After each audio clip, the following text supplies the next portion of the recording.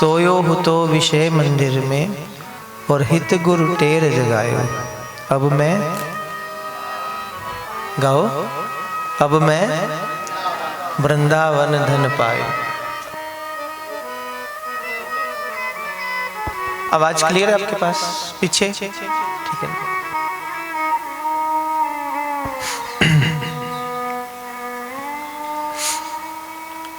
हित गुरु टेर जगायो, माने कोई सदगुरु आता है और वो आकर जागृति देता है, चेतना देता है। भागवत क्या दे रही है? चेतना, एक अनुभव, एक एहसास। और एहसास कैसा? जो करुणा का महासागर है, जो अनंत प्रेम का महासागर है, उस प्रेम की कुछ बूंद छलके। बूंद का लक्ष्य है महासागर बनना, लेकिन क्या बूंद कभी महासागर बन सकती है? बन सकती है। उपाय एक है कि बूंद अपने आप को उठाए और महासागर में विलीन कर दे। जैसे ही बूंद अपने आप को महासागर में विलीन करेगी, क्या उस बूंद को ढूंढ सकते हो आप? नहीं ना। क्यों? क्योंकि उस बूंद ने महासागर के साथ अपने अस्तित्व को मिटा दिया। उसने अपने आप को महासागर में विलीन कर दिया। या इसे यूं कहिए कि बूंद ने अस्तित्व मिटाया नहीं है, विलीन नहीं किया, बल्कि बूंद ही विराट हो गई, बूंद महासागर बन गई। ये लक्ष्य ध्यान दीजिए। हम सब कौन है? छोटी छोटी बूंद है। और कृष्ण कौन है? उस प्रेम के महासागर है। और हम सब का लक्ष्य कृष्ण बनना ही है। तो साधन क्या है? एक मटकी है, एग्जाम्पल पर समझिए, मिट्टी की मटकी, और उस मिट्टी की मटकी में 9 छेद है। और इस 9 छेद से युक्त मिट्टी की मटकी में अगर जल भरना हो तो क्या भर सकते हैं? हाँ कि ना? नहीं भर सकते हैं। साधन एक है, और वो क्या कि इस मिट्टी की मटकी को उठाओ और जल में डूबे रहने दो। डूबी रहेगी तो भरी रहेगी, बाहर निकलेगी तभी खाली होगी ना। अगर डूबी ही रहे तो भरी रहेगी। अर्थ समझे? ये शरीर क्या है? मिट्टी की मटकी है। और इस मिट्टी के तन में भी 9 छेद हैं। और इस 9 छेदों से युक्त अगर मिट्टी की मटकी में भी अगर प्रभु के प्रेम का रस भरना है तो तरीका एक ही है ना।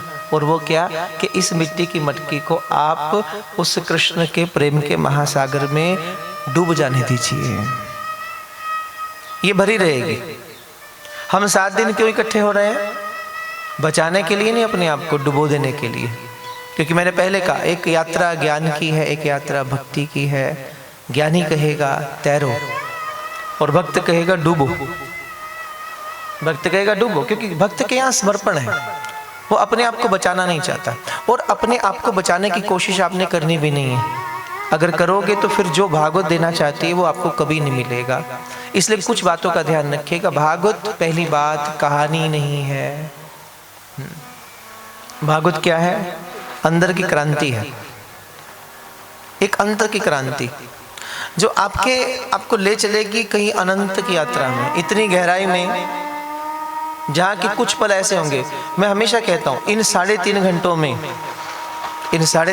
में कम से कम भी कोई एक पल ऐसा आप सबके साथ घटित होगा जिस वक्त में आपको कुछ भी याद नहीं होता, ना संसार, सब कुछ विस्मृत हो जाएगा।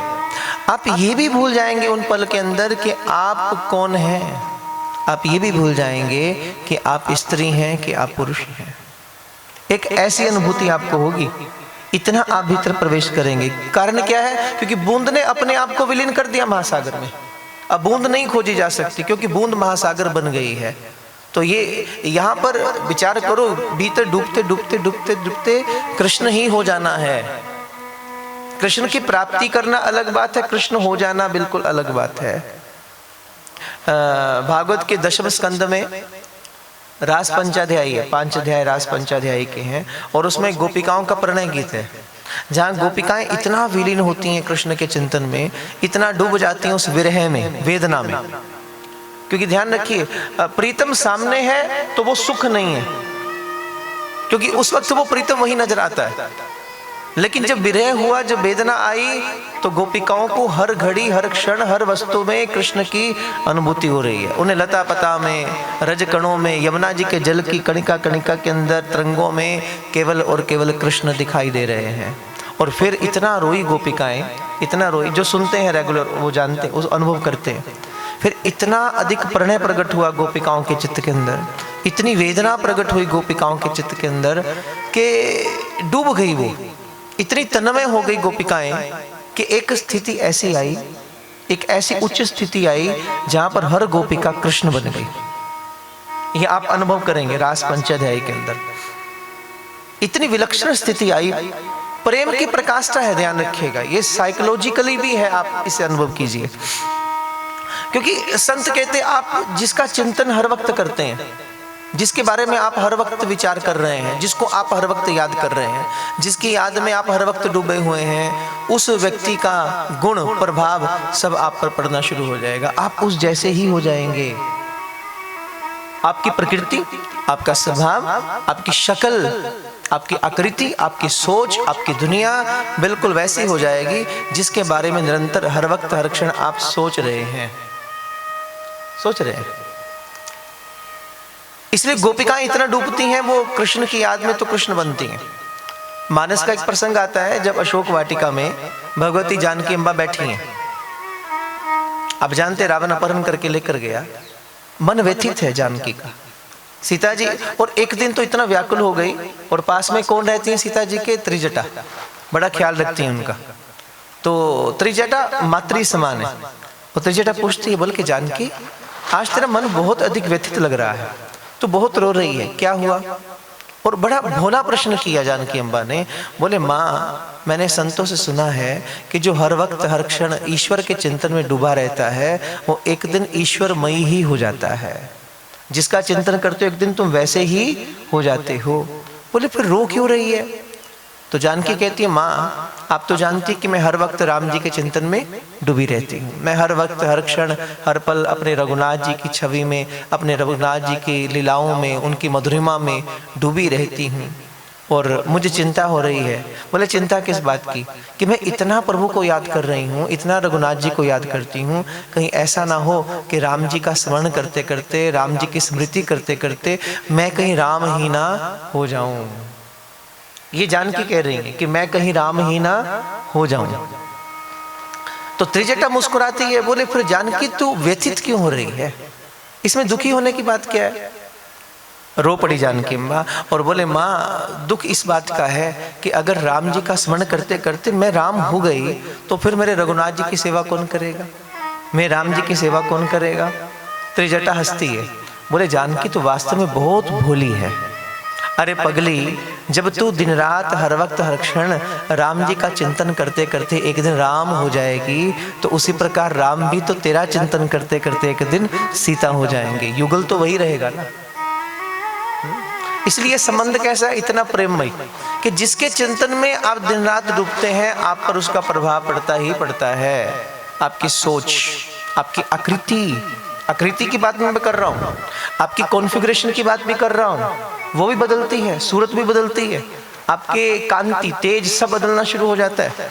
किसी दुष्ट का दिन रात चिंतन करोगे, किसी दुराचारी का चिंतन करोगे, चाहो ना चाहो उसकी दुर्गंधता आप में आएगी ही आएगी। और किसी साधु का चिंतन करोगे, किसी सज्जन व्यक्ति का चिंतन करोगे, किसी महात्मा का चिंतन करोगे तो आपके अंदर उसके गुण आएंगे, आपका स्वभाव ऐसा बनेगा। अब देखो ना, विवाह होता है तो पति और पत्नी की शक्लें अलग अलग होती हैं,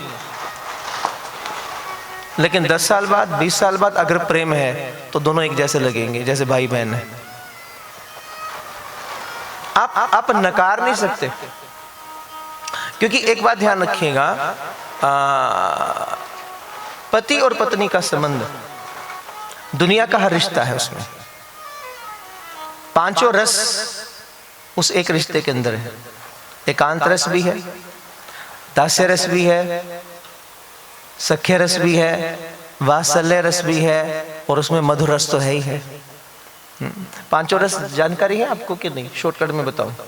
एकांत रस का अर्थ होता है कि शांत रस माने एकांत में बैठकर उपासना करना, अकेले बैठकर।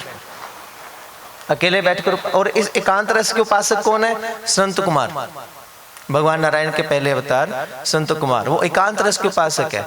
नर नारायण एकांत रस के उपासक है, वो दूर हिमालय में गुफा में बैठे हैं और साधना कर रहे हैं।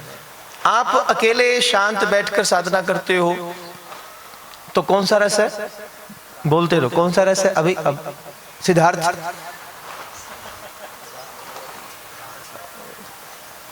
भाई अभी तो एक ही बात है ना, बोथ आर सिमिलर। तुम्हारा डुप्लीकेट है मेरे पास, और वैसे डुप्लीकेट नहीं, ओरिजिनल है, तुम दोनों ही ओरिजिनल हो। मिला दूंगा, चिंता मत करो, अभी तुम अपने साथी से मिलो। तो प्रथम कौन सा रस हुआ? एकांत रस, माने शांत रस, एकांत में बैठकर साधना करना। दूसरा, अच्छा उससे ऊपर का रस कौन सा है? दास्य रस। और ये ध्यान रखना, ऊपर के रस में निचला रस अपने आप आ जाएगा। ऊपर का रस कौन सा हुआ? दास्य रस। दास्य रस माने सेवक और स्वामी का जो संबंध है, और इसके उपासक कौन है? श्री हनुमान जी महाराज। और दास हमेशा हाथ जोड़कर खड़ा रहेगा आज्ञा के लिए, आप आज्ञा कीजिए। सेवक का धर्म है, सेवक आज्ञा लेने के लिए तत्पर है, वो हर वक्त सेवा के अंदर तत्पर है। मेरे स्वामी के प्रति कोई अपराध ना हो जाए, मेरे स्वामी को कोई कष्ट ना हो जाए, तो हनुमान जी हर वक्त हाथ जोड़कर खड़े हैं आज्ञा लेने के लिए। ये कौन सा रस है? दास्य। और इसके उपासक कौन कौन है? हनुमान जी दास्य रस के उपासक है। जितने भी मान लो भक्तजन हैं जो जिनके अंदर दास्य भाव है, सेवा का भाव है, तो वो कौन से रस के उपासक है? दास्य रस के उपासक है। उससे ऊपर का रस कौन सा है? सख्य रस। सख्य रस, सख्य माने मित्रता का संबंध है। इसके उपासक कौन है? अर्जुन, मधुमंगल, मनसुखा, श्री दामाजी, सुबल इत्यादि जितने भगवान के मित्र वृंद हैं, ये सख्य रस के उपासक हैं। और सख्य रस में अधिकार है, सेवक को अधिकार नहीं होता। सेवक आज्ञा के लिए तत्पर रहता है, अधिकार स्वामी का है, आज्ञा स्वामी देगा। लेकिन जहां मित्रता का भाव आया वहां आप इकट्ठे बैठ सकते हैं। सेवक नीचे बैठा है और मालिक ऊपर बैठा है। अब देखो, राम जी ऊपर बैठे सिंहासन पर, हनुमान जी कहाँ बैठते हैं? नीचे बैठते हैं हाथ जोड़कर। लेकिन सख्या रस में क्या हुआ? सख्या रस में अधिकार की भावना आ गई, आप साथ में बैठ सकते हैं, क्योंकि अब मित्रता है, अब बराबरी का संबंध है। तो अर्जुन भगवान के साथ बैठेगा, इकट्ठे भोजन भी करेंगे, इकट्ठे लेटेंगे भी, सब कुछ करेंगे। तो उसमें सख्या रस में अधिकार आया। लेकिन सख्या रस में नीचे के रस भी आ गए। कौन कौन सा? दास्य रस।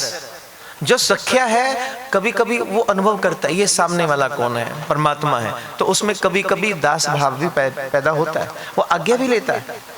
और सख्या रस में एकांत भी है। एकांत क्यों? वो कभी कभी चाहता है कि मैं अपने मित्र के साथ अकेले बैठूं, कुछ पर्सनल प्राइवेट बात भी करनी है, तो एकांत भी चाहिए। चाहिए कि नहीं चाहिए? तो दो मित्र मिलेंगे, दो प्रेमी मिलेंगे, तो आपस में एकांत भी चाहिए, इकट्ठे भी बैठना है। जब दुनिया से दूर हटकर आपस की वार्तालाप हो, ऐसी स्थिति भी चाहिए। और उससे ऊपर का रस कौन सा है? वात्सल्य, ममता। ये रस किसमें है? कौशल्या जी में, यशोमती मैया में, दशरथ जी में, वसुदेव जी में, नंद बाबा में, देवकी मैया में वात्सल्य रस है। लाड करेंगे, प्यार करेंगे। और इसमें तीनों के सारे तीनों निचले रस भी आ गए।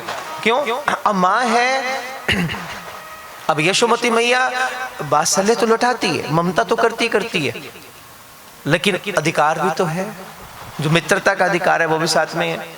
और एकांत भी है, अपने बालक के साथ इकट्ठे बैठेगी। माँ भी चाहती है कि कभी कभी मैं और मेरी संतान इकट्ठे बैठकर हम बातचीत करें, तो वो शांत रस भी उसमें इंक्लूड हो जाता है। और उससे ऊपर का, सबसे ऊपर का रस कौन सा है? मधुर रस। और मधुर रस में नीचे के सारे रस अपने आप आ जाएंगे। मधुर रस किसमें है? अब ये जो संबंध है गोपिकाओं का अपने प्रीतम के साथ, ये मधुर रस है। या ऐसा कहो कि इस रस के अंदर पति पत्नी का जो संबंध है मधुर रस में है, और इसमें नीचे के सारे रस अपने आप इंक्लूड हो जाएंगे। कैसे? प्रथम रस कौन सा? एकांत, शांत रस। तो पति और पत्नी एकांत में भी रहते हैं, शांत रस के उपासक भी हैं, दोनों इकट्ठे बैठकर जीवन की चर्चा भी करेंगे। वो जीवन संग है, जीवन भर संग रहने के लिए जीवन साथी हैं, तो इकट्ठे चाहिए। तो जीवन के हर मैटर पर इकट्ठे बैठकर वो चर्चा करेंगे। कभी कभी पर्सनल चाहिए, संसार से हटकर। इसलिए उसमें उस संबंध के अंदर एकांत रस आया कि नहीं आया? वो आया। उससे ऊपर रस कौन सा है? दास्य रस। पत्नी, और महाराज हिंदुस्तानी पत्नी तो वैसे स्वीकार करती है इस बात को। दास का अर्थ आप ये मत समझना गुलामी। दास्य रस में गुलामी नहीं है। दास्य रस में एक अपने से बड़े के लिए, जिसको हम अपना सब कुछ मानते हैं, उसके प्रति एक आदर का भाव है।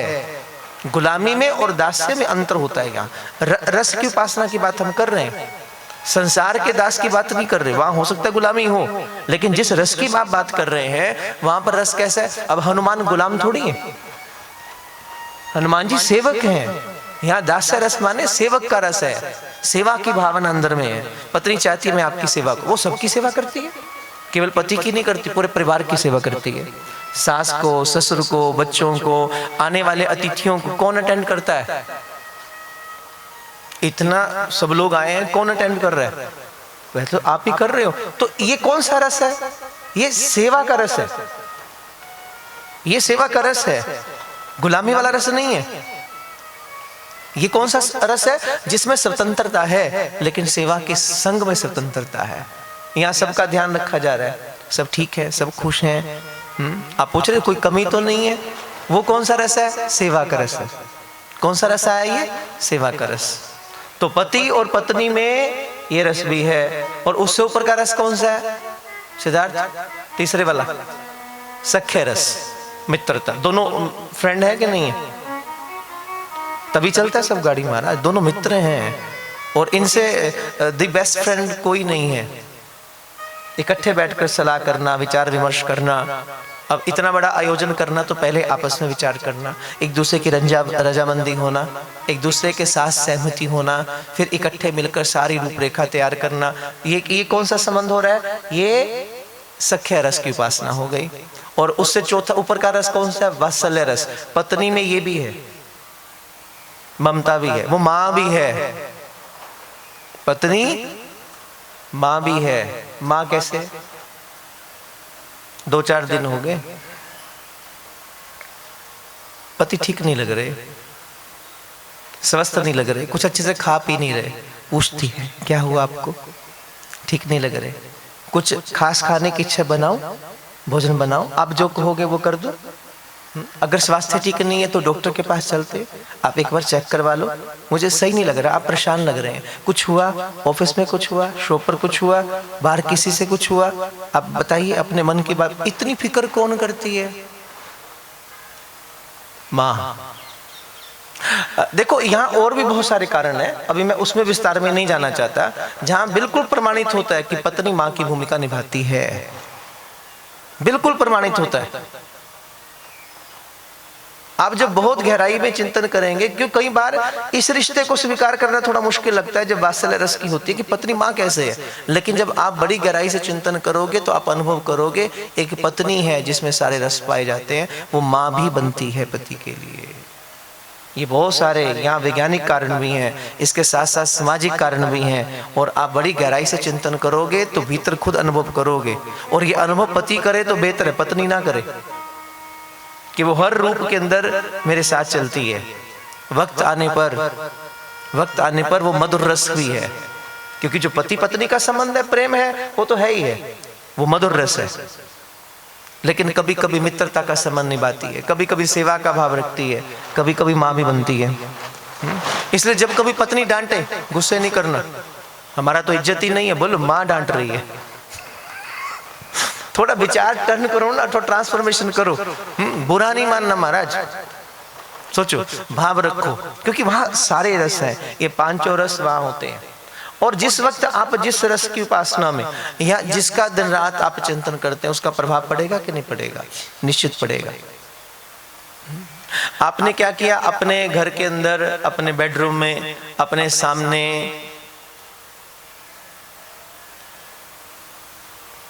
जानवर की फोटो लगाओ, किसी कुत्ते की फोटो लगाओ, दिन रात उसे देखो, दिन रात देखते, 24 घंटे उसके साथ रहो।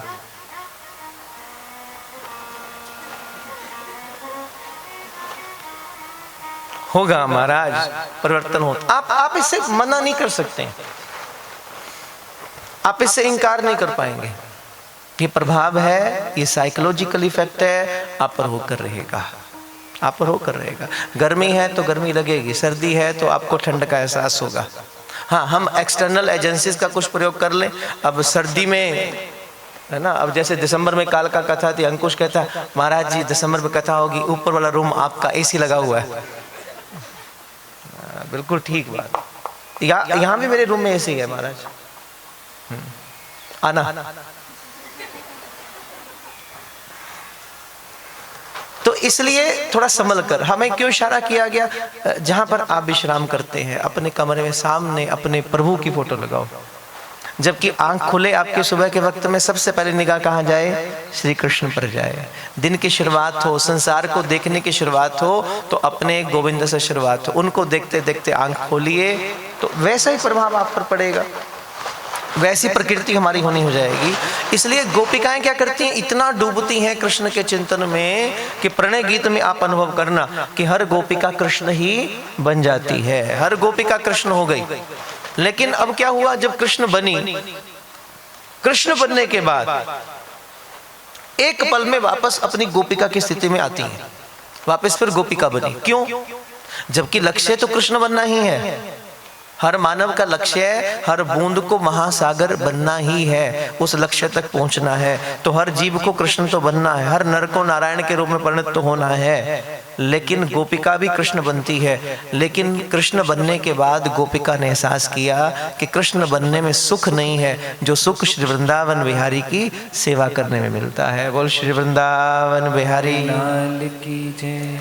इसलिए महाराज भक्तगण क्या करते हैं, सेवा का भाव रखते हैं।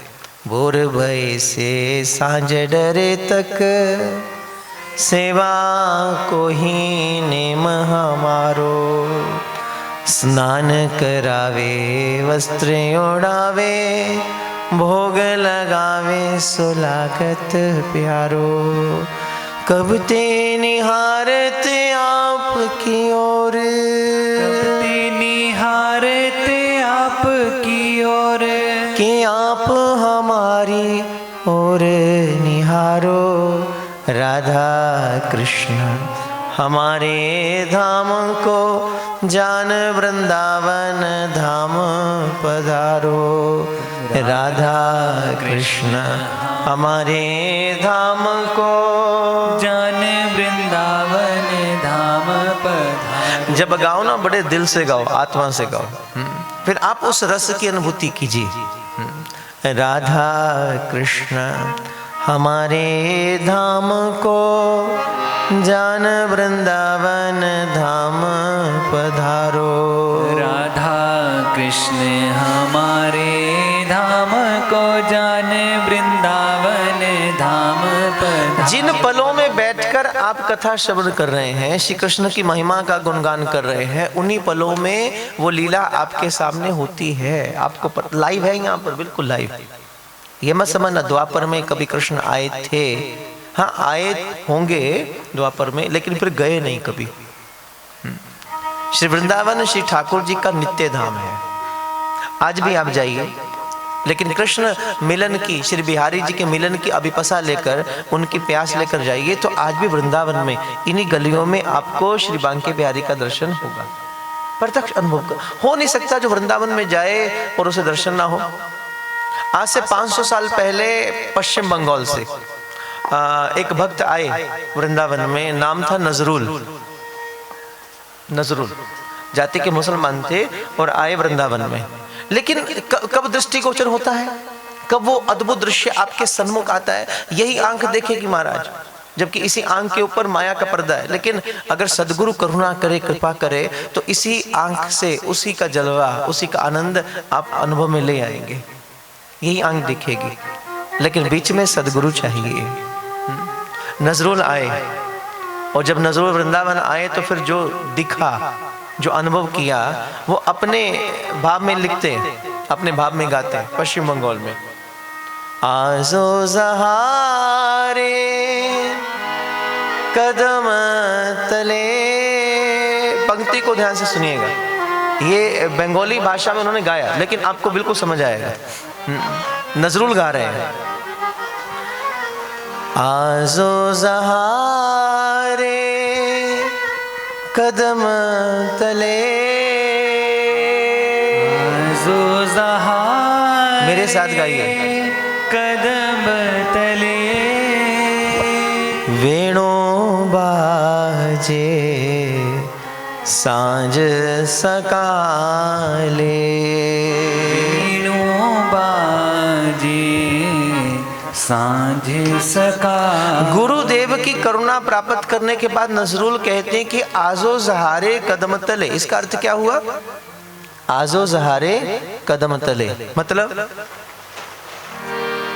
आजो ज़हारे कदम तले, आज भी जहां मैं देख रहा हूँ, आज भी जहाँ सुबह शाम यमुना के तट पर वंशीवट की छैया में कदम्ब की डार के नीचे वो पीताम्बरी ओढ़े, अंगराग लगाए, गले में वनमाला धारण किए हुए, जिसके मस्तक पर मयूर की पिच्छ विराजमान है और वेणु बज रही है, कहाँ पर? कदम्ब की डार के नीचे वो कृष्ण खड़े हैं, देख रहे हैं वो। ये कहीं बैठकर कवि की कविता नहीं, कल्पना नहीं है, यहाँ पर कोई इमेजिनेशन नहीं है, जो दिखा वो कहा।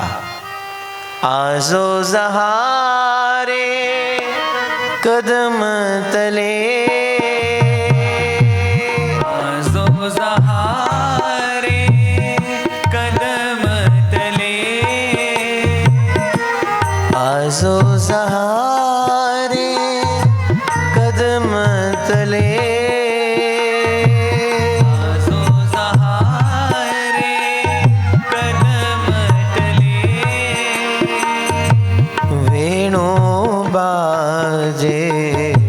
सांझ सकाले, वेणु बाजे सांझ सकाले,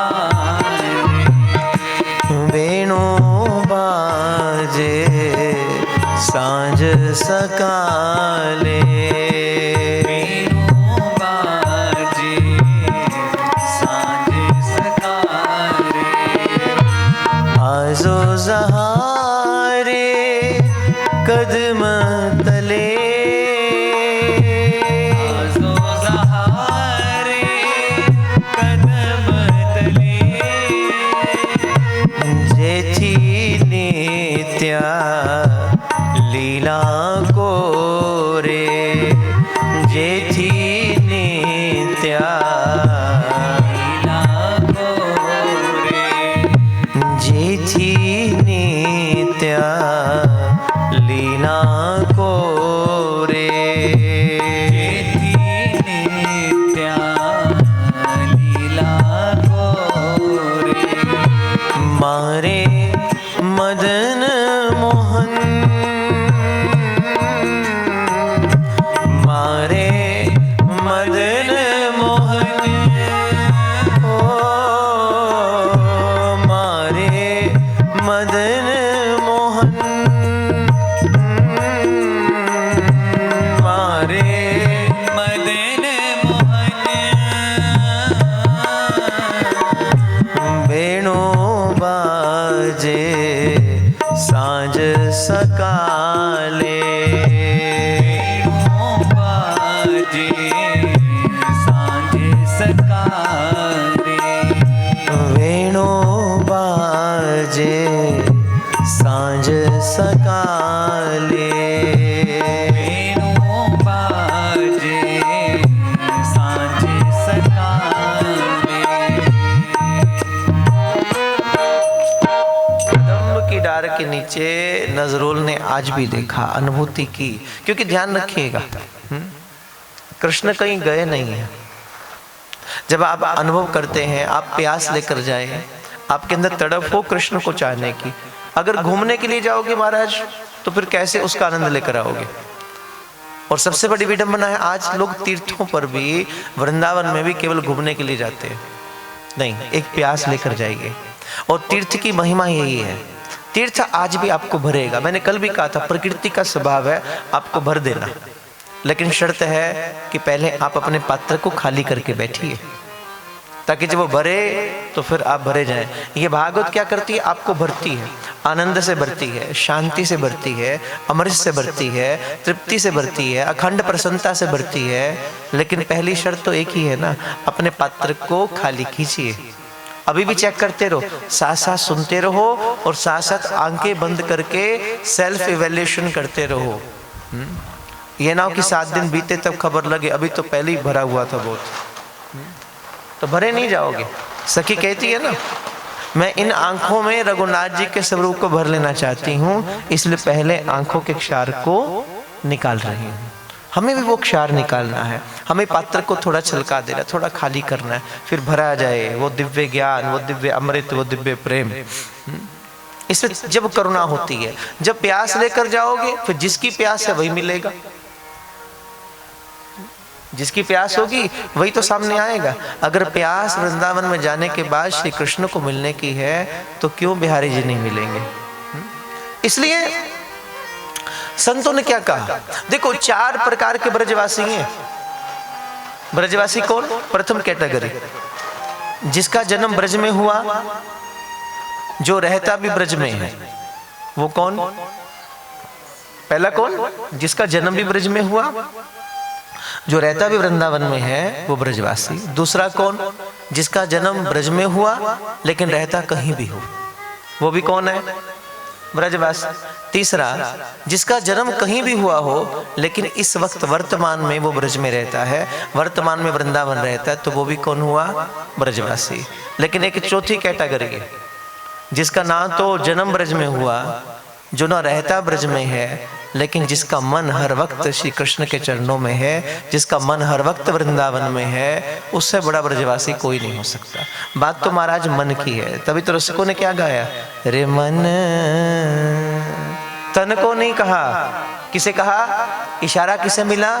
रे मन वृंदाविपन निहार, वृंदावन सीमा से बाहर, वृंदावन सीमा से बाहर, हरि को नाही निहार, हरि को नाही निहार। रे मन, रे मन, रे मन, रे मन, गालो रे मन वृंदाविपन निहार। इसलिए मन को कहा। इसलिए जिस घर में, मैंने पहले कहा, जिस घर में रहते हो अंदर से भाव कर लो, हे गोविंद ये घर आपका है, मैं तो आपकी परिचारिका हूँ, ये सब कुछ आपका, ये धन दौलत, ये जमीन जायदाद, ये सब संतान, मेरा परिवार सब आपका है, आप मेरे हैं, मैं आपका हूँ। भागवत के 10वें स्कंद के 28वें अध्याय के 3रे श्लोक में श्री कृष्ण कहते हैं कि जो मुझे पाना चाहता है, अब थोड़ा ध्यान से सुनिएगा, मैं नहीं कह रहा हूं, कृष्ण कहते हैं कि जो मुझे पाने का प्रयास करता है, जो मुझसे प्रेम करता है, जो मेरी डगर पर चलता है, सबसे पहले मैं उसकी लक्ष्मी छीन लेता हूं, माने मैं उसे गरीब कर देता हूं। तो कन्हैया से दोस्ती थोड़ी खतरनाक है। गोपिकाएं कहती है ना, सब कुछ लेके परीक्षा है लेते, अब कौन सी राह चले संसारी, कैसा मोह का जाल बिछाया, थक कर रह गई बुद्धि विचारी। फिर गोपिकाएं संकेत करती हैं, सोच समझ कर सौदा कीजिए, ये नंद का लाल बड़ा व्यापारी। और ये तो कृष्ण खुद कह रहे हैं 10वें स्कंद में कि जो मुझे पाने के लिए चलता है, जो मेरी डगर पर चलता है, सबसे पहले मैं उसकी लक्ष्मी छीन लेता हूँ, उसे गरीब कर देता हूँ। फिर वो व्यक्ति धन के अभाव में कोई आशा लेकर किसी के पास जाता है, इसे बिठाओ बार बार,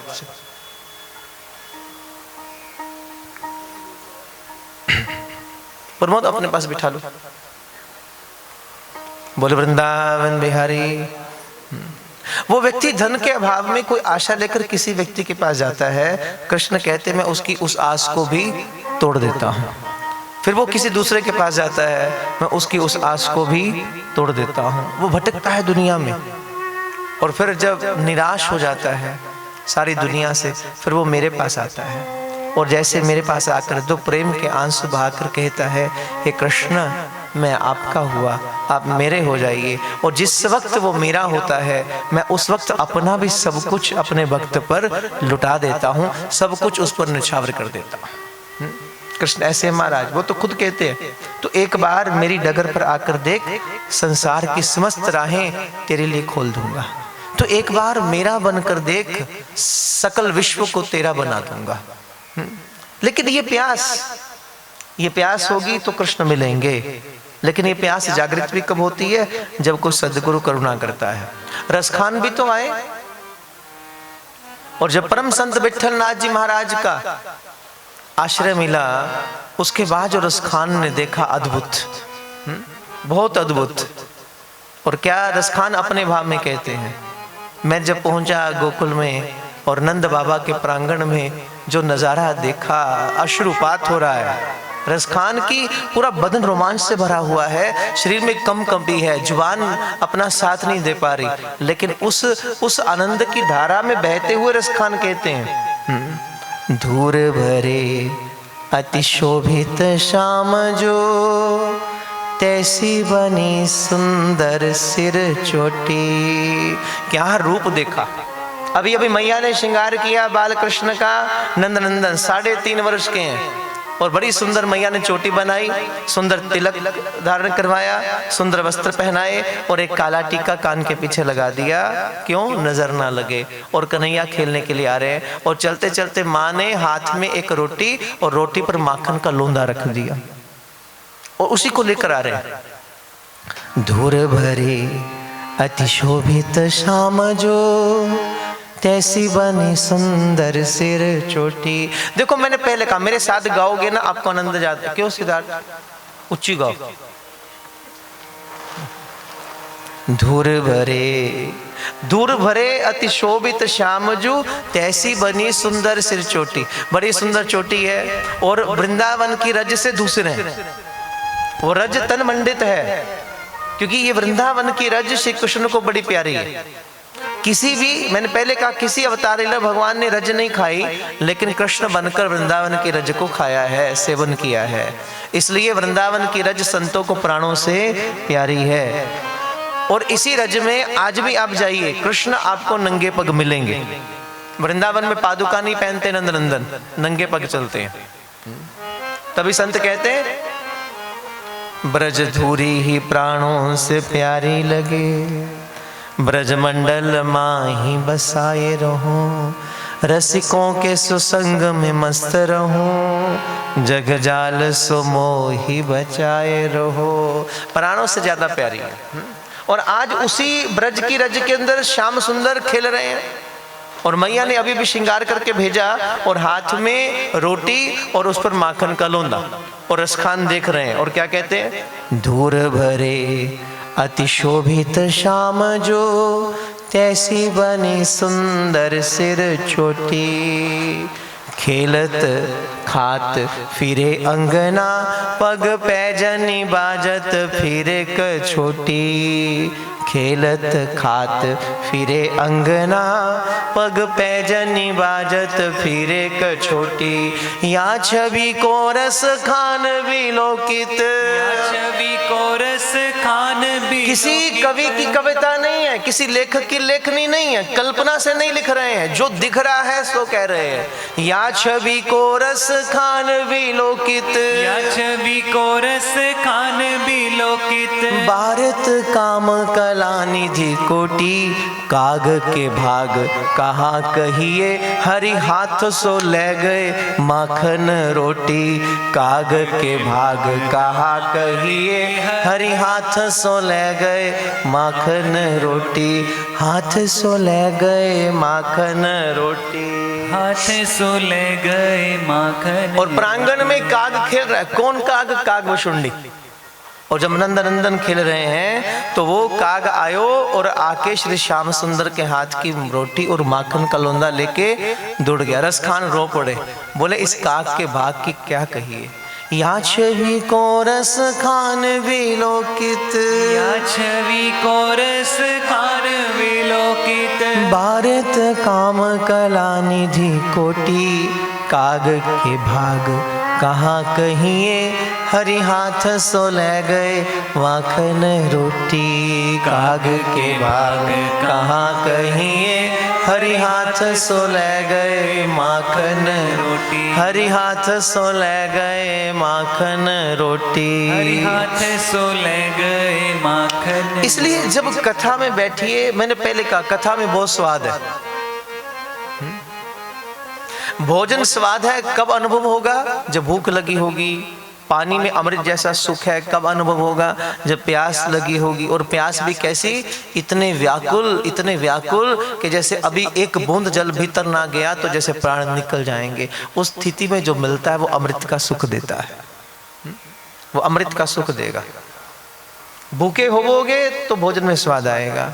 और अगर कथा की भूख होगी, अगर भगवान के अमृत को पाने की तड़प होगी, तब कथा में बैठोगे तो महाराज कितना स्वाद आएगा। यूं ही नहीं आते, मैंने पहले कहा, आप यूं ही नहीं बैठते हो, कुछ मिलता है, कुछ अनुभूति होती है। कई बार अनुभव हमारे प्रत्यक्ष नहीं होता, लेकिन फिर भी अंतर में कुछ तो हो रहा है, कुछ चल रहा है। और भागवत एक तो आपकी प्यास जागृत करती है, और फिर वो तड़फ आपके अंतर चित्त के अंदर प्रेम के बीज को अंकुरित करना, यही भागवत की प्रक्रिया है। इसलिए भागवत क्रांति है, क्रांति। और वो क्रांति कैसे घटित होगी?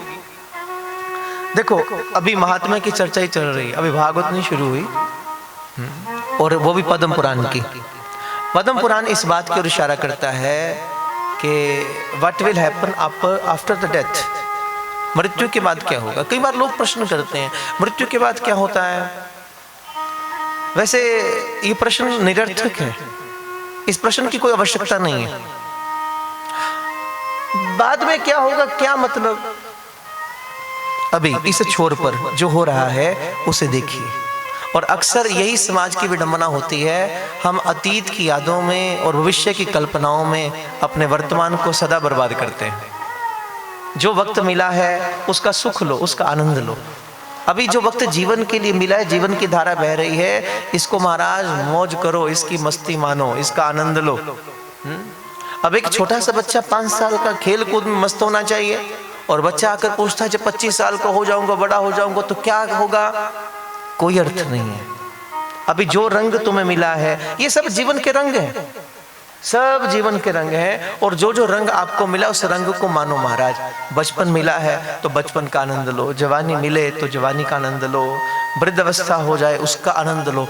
हर स्थिति में आनंद तभी आएगा जब आनंद कंद भगवान के साथ जुड़े रहोगे। अगर केवल भौतिक वस्तुओं के साथ ही जुड़े रहोगे तो आनंद की प्राप्ति ना हो पाएगी।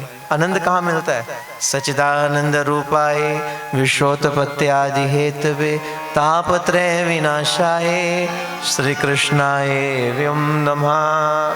केवल गोविंद के नाम में, प्रभु के रूप में, भगवान की आंखों में, भगवान के अंग अंग में, प्रभु की वाणी में, भगवान के धाम में, भगवान के भक्तों में आनंद है।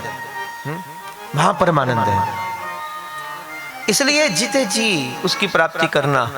हर घड़ी बदल रही है रूप जिंदगी, छाँव है कहीं कहीं है धूप जिंदगी, हर पल यहाँ जी भर जियो। लेकिन विडंबना क्या है, अक्सर लोग आज जी नहीं रहे हैं। आज केवल और केवल जीवन को व्यतीत किया जा रहा है। और क्षमा करना, जीवन को व्यतीत करना और जीवन को जीने में बड़ा गहरा अंतर होता है। व्यतीत करना बिल्कुल अलग बात है और जीवन को जीना अलग बात है। इस वक्त जो 3.5 घंटे बैठकर आप प्रभु प्रेम का रस लेते हैं ना, वास्तव में ये जी रहे हैं आप। गुरु महाराज फरमाते हैं ना, कुर्बान जाऊं सो बेला सोहावी जित तुमरे द्वारे आया, नानक को प्रभु भय कृपाला, सदगुरु पूर्ण पाया, सदगुरु पूर्ण पाया।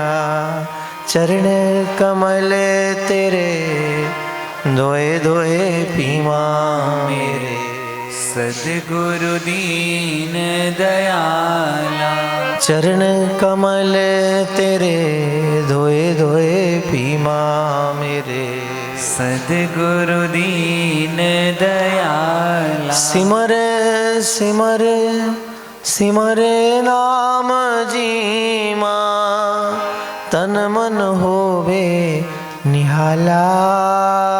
सिमर सिमर सिमर नाम जीवा, तन मन होवे निहाला। तन मन होवे निहाला, चरण कमल तेरे धोए धोए पीमा मेरे। सद्गुरु दीन दयाला, हो चरण कमल तेरे धोए धोए धोए पीमा मेरे। सद्गुरु दीन दयाला। महाराज फरमाते वो पल, जिन पलों में बैठकर आपका चिंतन हो रहा है गोविंद, जिन पलों में बैठकर मन आपकी यादों में डूबा हुआ है, जिन क्षणों में बैठकर मेरी चित्तवृत्ति आपके साथ लग चुकी है, वो पल आप जीवन का जी रहे हैं, वो अति महत्वपूर्ण है, अति महत्वपूर्ण। जिन पलों में उनकी स्मृति है,